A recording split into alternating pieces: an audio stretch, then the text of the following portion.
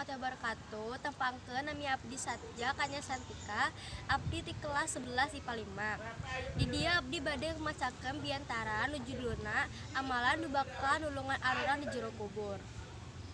Sataacana urang sagakeun puji sareng syukur ka Gusti Allah sabab aruran tiasa kempe dina ieu kasempatan.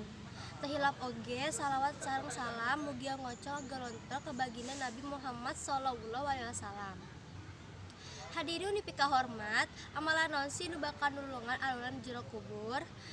Amalan nu bakal nulungan aruran jero kubur aya 3 perkara. Hiji, ilmu nu mangpaat. 2, amal sodaqoh. 3, doa anak anu soleh atawa solehah.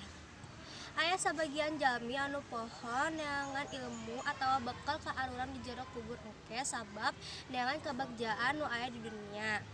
Henteu salah oge orang neangan kabagjaan nu di dunia ngan arurang ulah hilap sabab urang di dunia teh ngan ukur samentara. Mudah-mudahan arurang tiasa ngagunakeun kasempatan ieu ukur jadi jalmi nu leuwih mangpaat ke sasama jeung ngamakeun parentah-parentah Allah Subhanahu wa taala. Sakieu nepikahatur. Wassalamualaikum warahmatullahi wabarakatuh.